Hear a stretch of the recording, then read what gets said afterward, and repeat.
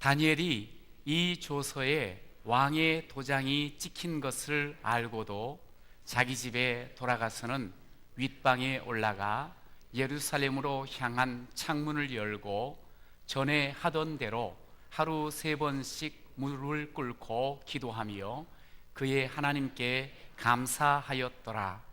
그 무리들이 모여서 다니엘이 자기 하나님 앞에 기도하며 간구하는 것을 발견하고 이에 그들이 나아가서 왕의 금령에 관하여 왕께 아뢰되 왕이여, 왕이 이미 금령에 왕의 도장을 찍어서 어제부터 30일 동안에는 누구든지 왕 외에 어떤 신에게나 사람에게 구하면 사자굴에 던져 넣기로 하지 아니하였나이까 하니 왕이 대답하여 이르되 이 일이 확실하니 메대와 바사에 고치지 못하는 규례니라 하는지라.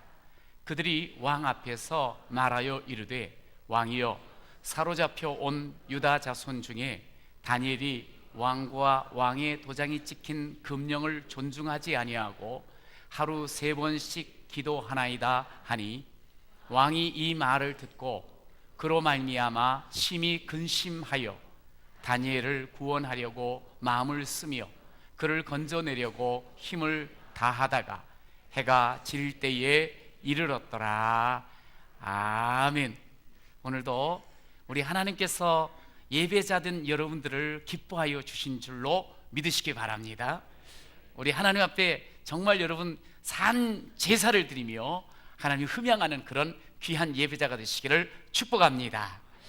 우리 그렇게 하나님께 기쁨이 되어진 우리 성도들 서로를 바라보시면서요, 사랑합니다, 축복합니다 한번 밝게 인사합시다. 사랑합니다, 축복합니다. 네, 저는 이번 한 주간 이렇게 사역을 하면서 많이 힘이 났습니다.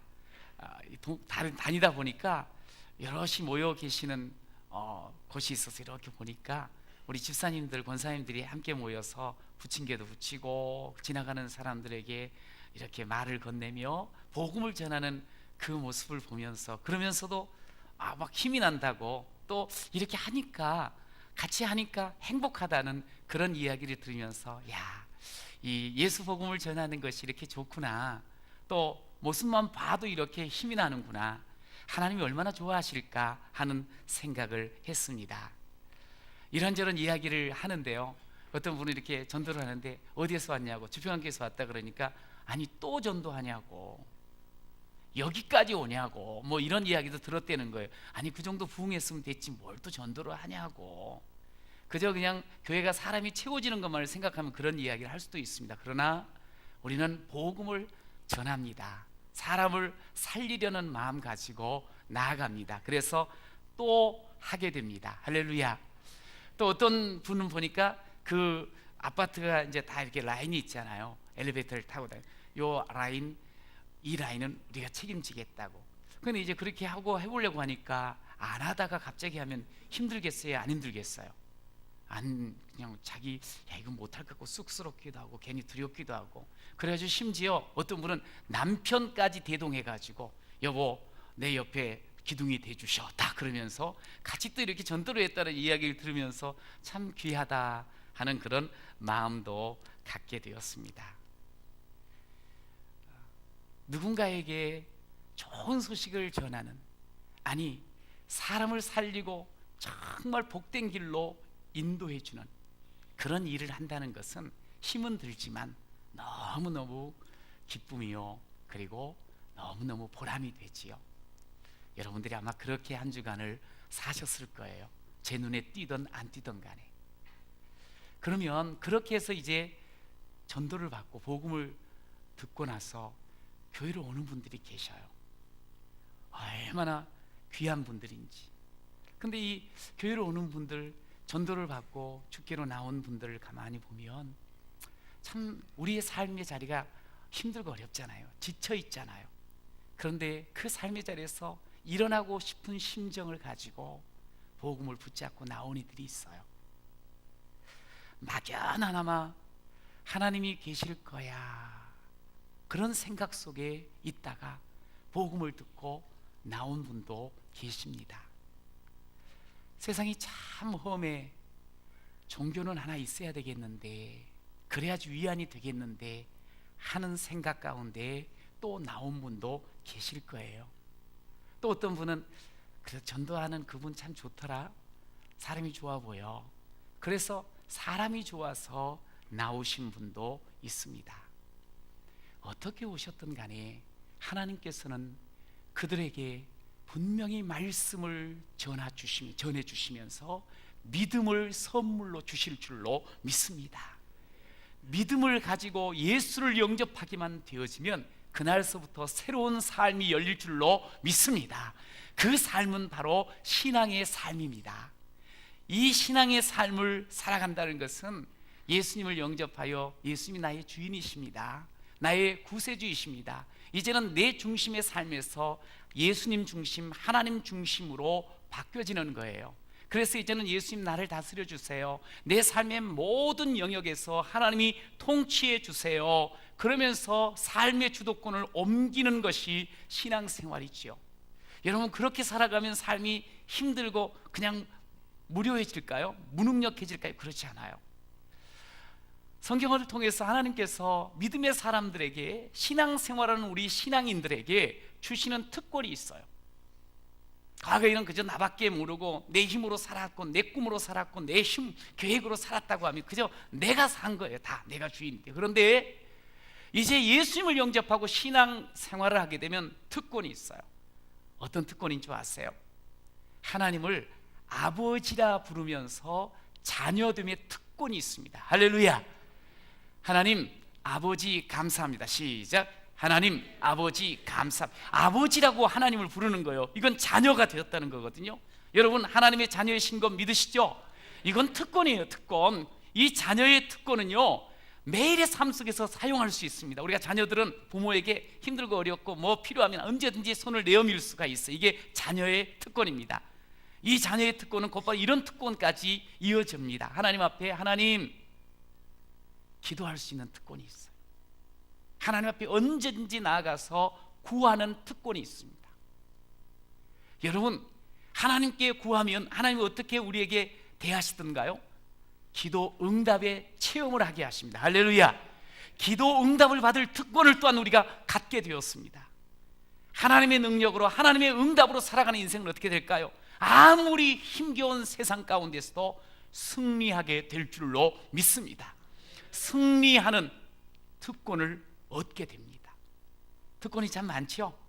예수 믿고 믿음의 걸음을 걷는 여러분, 이 특권을 마음껏 활용하며 사는 귀한 자가 되시기를 축원합니다. 이 특권을 제대로 활용하는 사람은 주님과 아주 친밀해져요. 주님께 가까이 하는 자가 복이 있다여 싸운데, 우리는 진짜 복 있는 삶을 살 수 있는 거예요.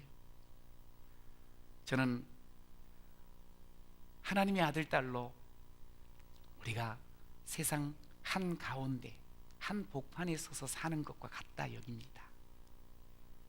그저 한쪽 구석에 앉아가지고 보일당 말락하며 사는 존재가 아니에요. 누구든지 예수 믿는 우리를 지켜보게 되어지고, 또 내 삶의 자리가 어찌 보면 세상에 한 주님과 함께한 한 복판이 되어지는 것을 느껴요. 그래서 제가 오늘 본문 말씀을 가지고 제목을 이렇게 잡아봤습니다. 세상 한 복판에 서서. 시작. 네, 세상 한 복판에 서서 우리가 살아가는 믿음의 삶을 사는 사람이에요. 세상 한 복판에 산다 그러니까 어때요? 막 신이 나고 옆에서 다 우러러보고 막 그럴 것 같은가요? 세상 한 복판에 있다 보면 너무 많은 풍파도 있고, 너무 많은 안 좋은 시선도 있고, 문제도 있고, 어려움도 있습니다. 그것을 오늘 이제 본문에서는 어떻게 표현하는 거 아니? 7절에 보니까 다니엘이 사자굴 앞에 서게 돼요. 사자 무섭지 않아요? 맹수지 않아요? 그 사자굴 앞에, 결국 사자 앞에 서는 듯한 그런 삶을 사는 것이 오늘 우리가 이 땅에서 하늘 시민권을 가졌지만 이 땅에서 살아가는 우리의 삶이라고 오늘 성경은 가르쳐 주세요. 여러분, 사자굴 앞에서 어떻게 살아가야 될까요? 한번 따라해 봅시다. 흔들리지 맙시다. 사자굴 앞에서도 흔들리지 않는 자가 세상 한복판에서 제대로 예수 특권을 누리며 사는 사람이라는 거 기억하시길 바래요. 다니엘은요, 오늘 본문에 보니까 참 열심히 산 사람이에요. 그가 포로가 되어 10대 때 고향 땅에서 조국에서 끌려왔어요.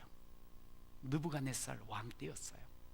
성경에 보면 느부갓네살, 벨사살, 그리고 오늘 다리오 왕 때까지 이제 이곳에 와서 근 60년이 지났어요.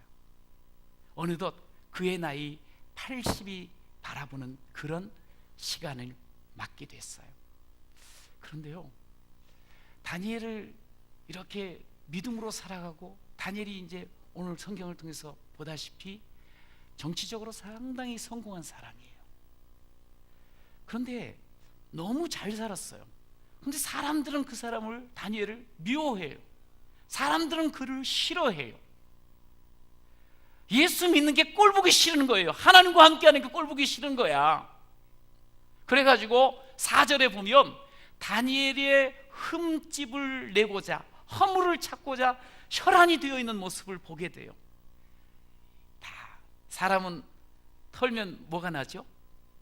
먼지 나지. 지도 사람인데. 그러면서 그 오랫동안 이 권력의 중심부에 있다 보니까 뭔가가 문제 있을 거란 말이야. 뭔가 치부했거나 아주 안 좋은 그런 일들이 있었을 거야. 그래서 뒤졌는데 안 나오는 거예요. 요거 봐라. 이걸 어떻게 해야 되지? 옳거니. 그러면 7절에 보니까 다니엘을 빼는 모든 주변의 신하들이 똘똘 뭉쳐가지고 하나 제안을 왕에게 하는 거예요. 왕이요, 한 법령을 만듭시다. 금지하는 법인데 특별법을 만드는데 이렇게 합시다. 왕의 권위를 확 올려야 되니까 이제부터 30일 법령을 발표하고 난 뒤에 30일 동안은 사람에게도 다른 신에게도 구하는 사람 사자굴에 쳐 넣읍시다.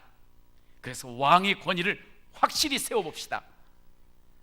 이 특별법을 제정한 이유는 다른 게 아니에요. 다니엘을 무너뜨리려는 거였어요. 다니엘이 이런 어려운 가운데 있는 거예요. 여러분, 예수를 믿으면 주님과 함께 너무너무 행복한 그런 삶을 걸으면서 사실 세상 살이 하는데 좀 어렵습니다. 아주 힘듭니다. 제대로 살려고 하면. 이게 사람들의 눈총이 있거든요. 심지어 가족 가운데도 예수 믿는 당신 그럼 되겠어? 왜 그렇게 화를 내? 아니, 하나님이 다 주신다면 뭐 그거 갖고 그렇게 없다고 징징대? 그럼 기분이 나빠.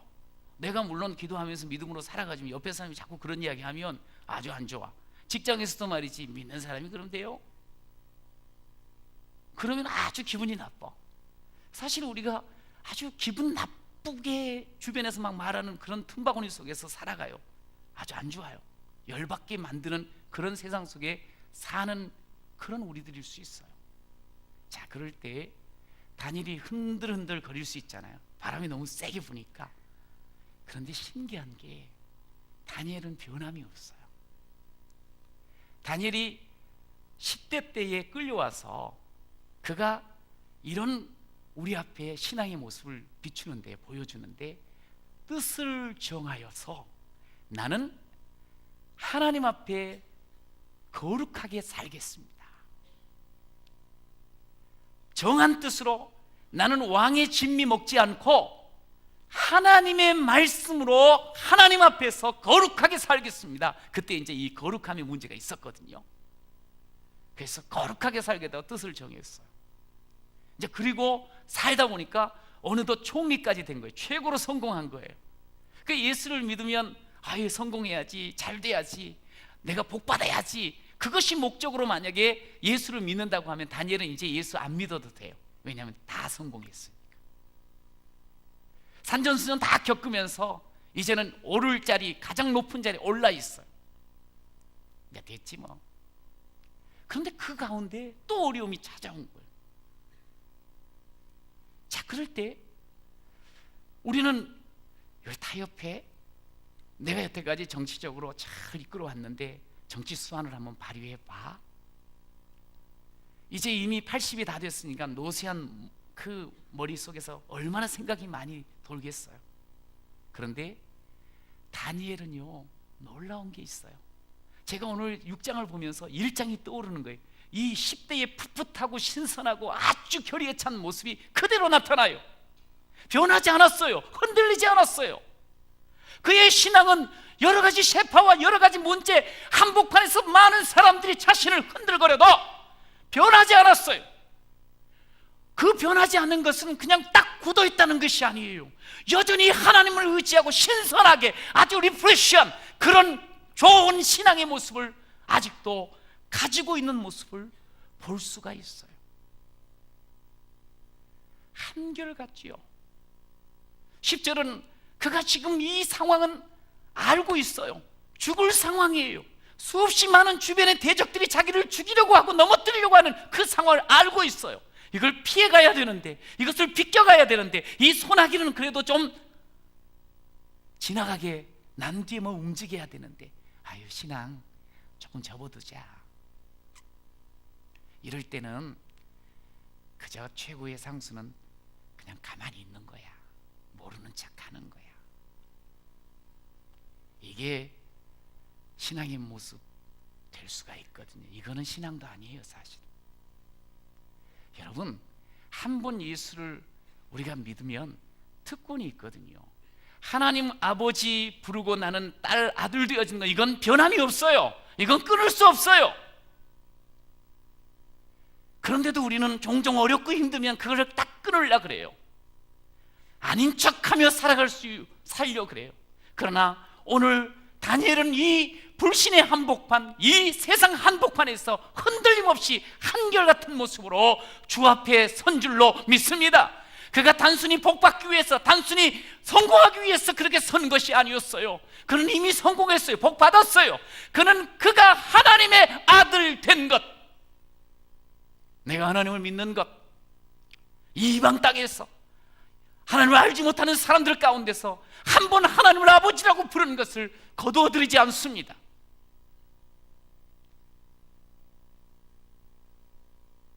그는 나이가 들어도 진액이 풍족하고 빛이 청청한 그런 너무나 아름다운 모습을 가지고 있었어요.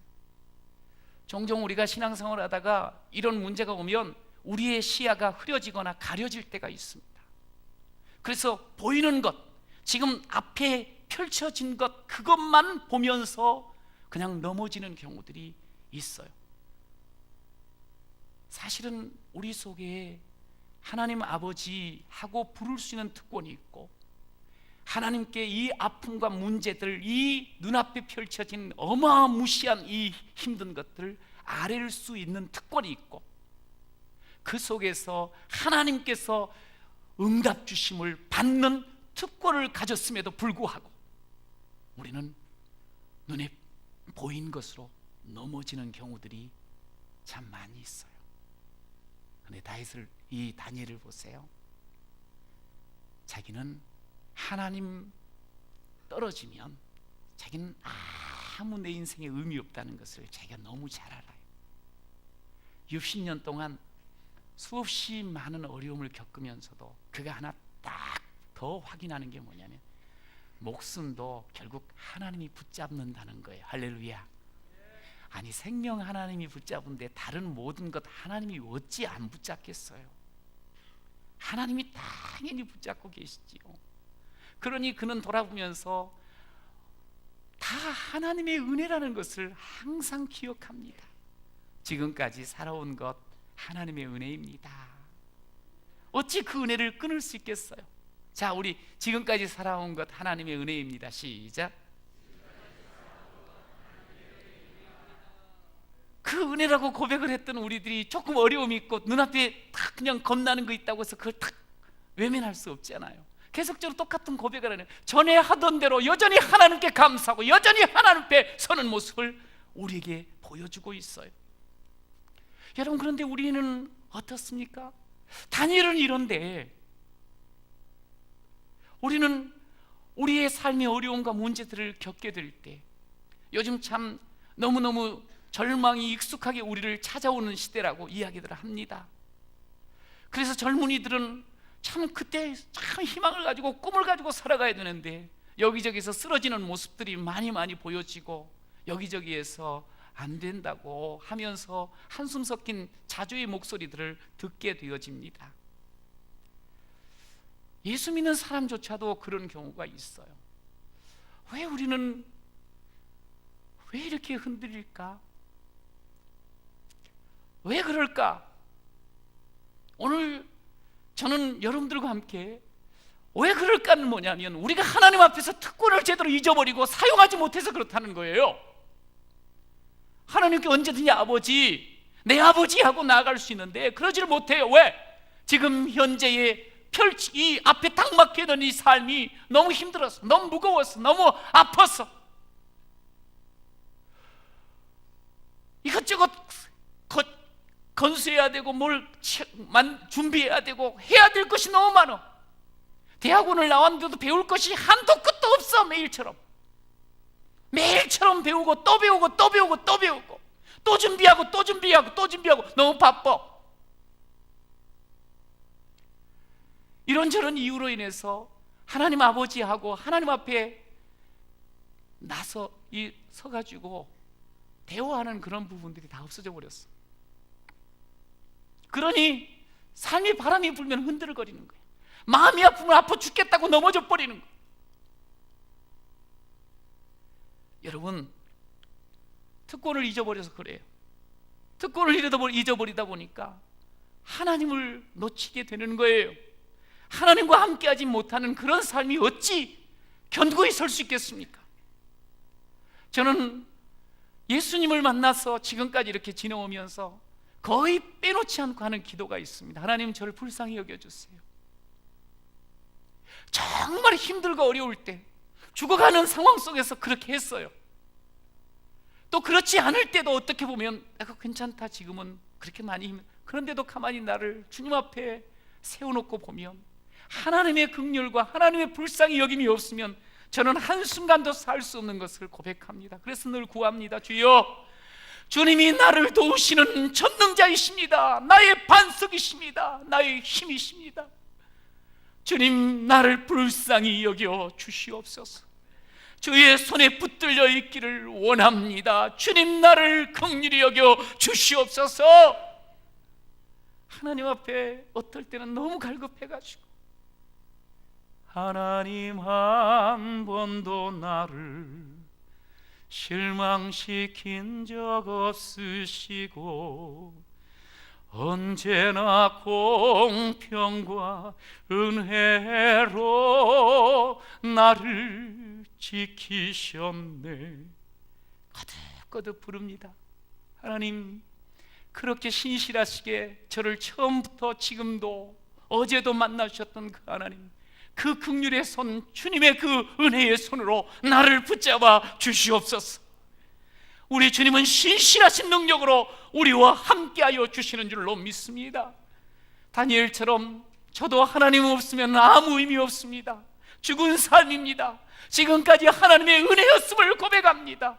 여러분, 오늘 우리의 삶의 자리가 어떨 때는 너무나도 절망스럽고 어둡고 정말 아무런 빛이 보이지 않고 길이 보이지 않는 그 상황에 있다 할지라도 오늘 사자굴 앞에 서 있는 다니엘처럼 그 위협과 고통이 앞에 턱 가로막고 있다 할지라도 그 절망적인 상황 속에서 하나님 앞에 나아가 하나님 앞에 우리의 마음을 열어놓기만 하면 우리 하나님께서 살아계셔서 우리의 마음을 만져주실 줄로 믿습니다.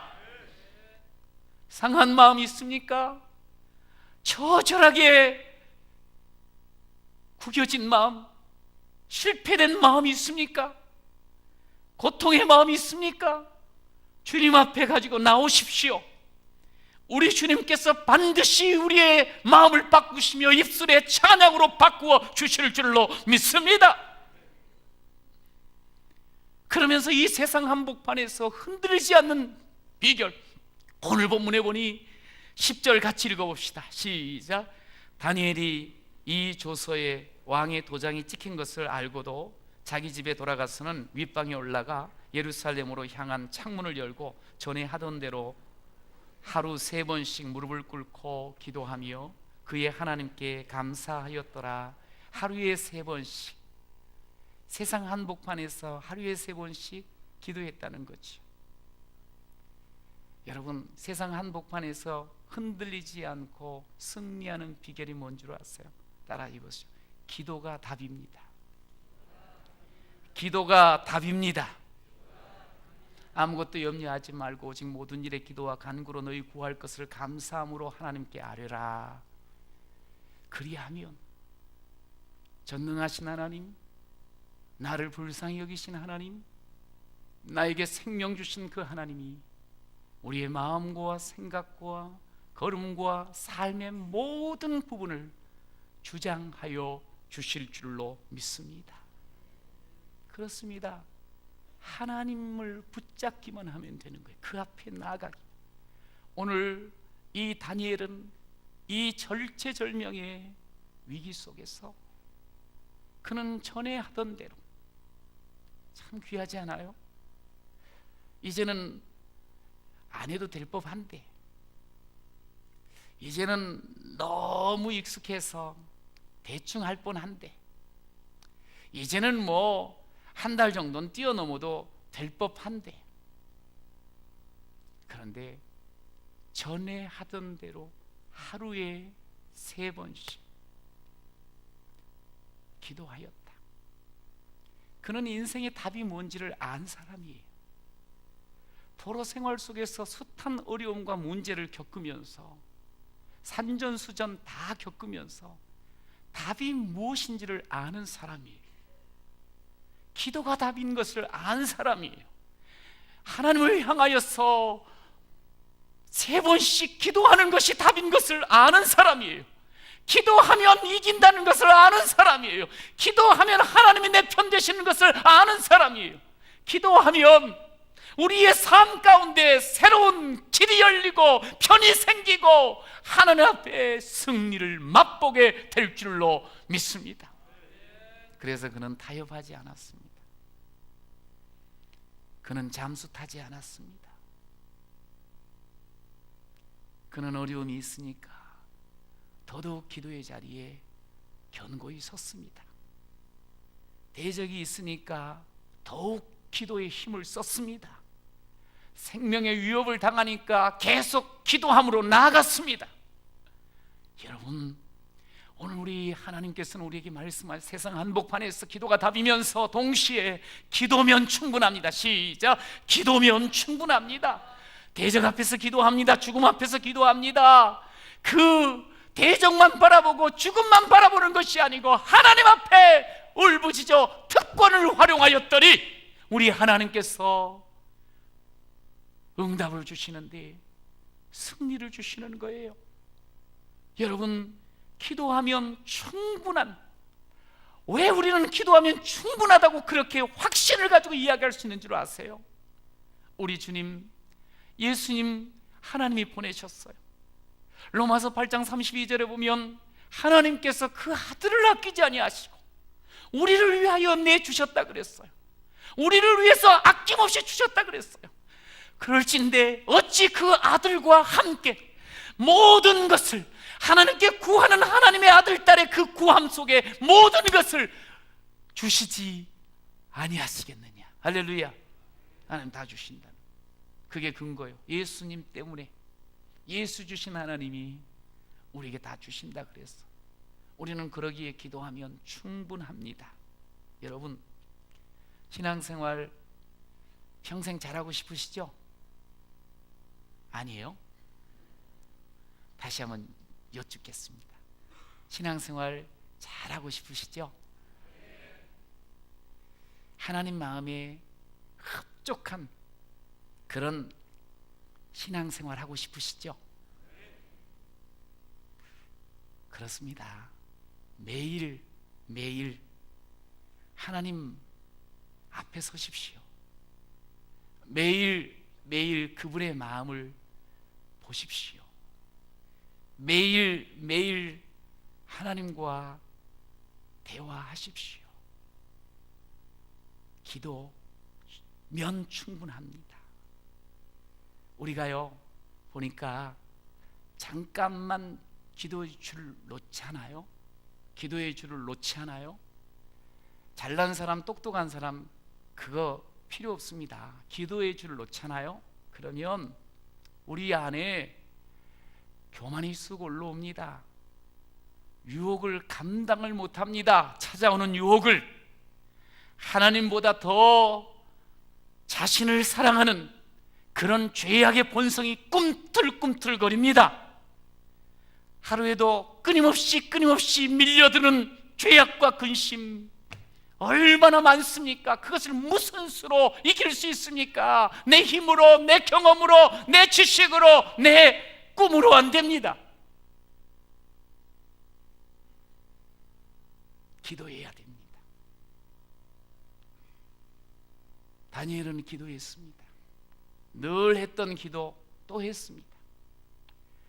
늘 감사하며 했던 대로 감사하며 했습니다. 거기에 능력이 있었습니다. 거기에 그의 삶에 기쁨이 있었고 평안이 있었고 승리가 있는 줄로 믿습니다. 우리는 많이 이렇게 어려움을 겪은 사람들을 대할 때 뭔가 위로를 해주고 싶은데 잘 말이 안 나와요. 옆에서 나 울 때 울지 말어, 울지 말어 하며 이야기할 수가 있어요. 그런데 정말 큰 슬픔 가운데 있을 때는 그러면 안 돼요. 왜냐하면 울지 않으면 마음의 응어리가 되거든요. 이렇게 해야 돼요. 울자. 그런데 함께 울어줘야 돼요.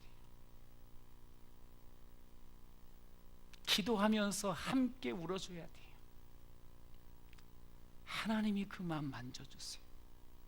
어떠한 깊은 슬픔도 하나님이 거기서 끄집어내 주세요. 함께 기도하면서 울어줘야 돼요.